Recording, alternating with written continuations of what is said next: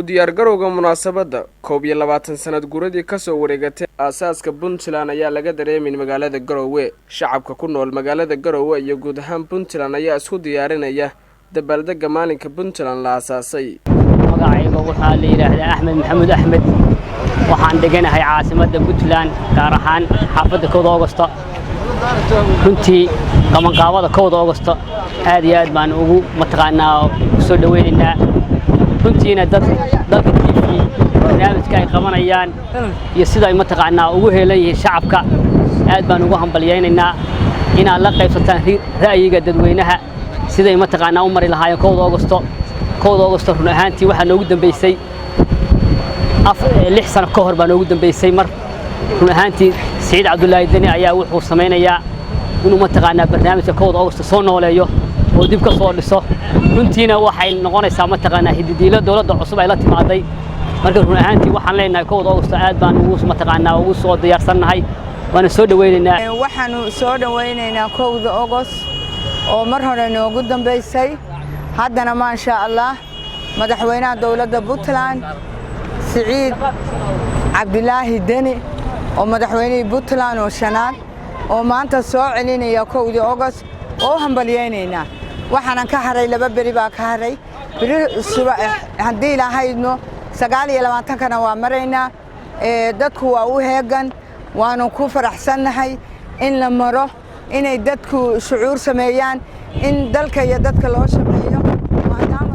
dadweynaha shacabkii ciidamadii ardaydii dhalinyaradii dhamaantii waa la maraya marka waxaan leenahay hambalyo waa kan gudoomiyaha dalada ururada bulshada rayidka ee Puntland Punsa Faysal Qaran oo sharaxaya mabda'a Puntland loo aasaasay iyo yoolkii laga lahaa 1998 ayaa la aasaasay runtiina xilligaas baahida keentay waxay ahayd markii muddo 8 sano ah dawladdu burbursan ee halkaan dadku u soo noqdeen noqoshada halkaan dadku yimaadeen oo qax laga soo qaxay koonfurta Soomaaliya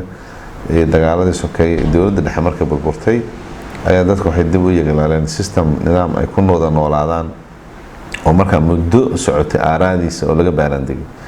xilligaas waxay dhashay in la suubiyo maamulkan Puntland oo runtii noqotay in dadku ay bulsho ahaan marka hore u tashtaan wali halkaan wax ka bilowna seen u noolaanaa seen ummadda uga nabadgalnaa annaguna isu nabadgelinaa ama ha noqoto place ama systemka dawladnimo ama institutionada in dib loo dhiso